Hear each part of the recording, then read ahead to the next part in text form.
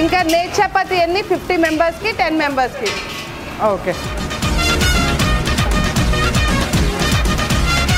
ఈరోజు ఎంప్లాయీస్ కొంచెం తక్కువ ఉన్నారు. క్యాటరింగ్స్ ఉన్నాయి.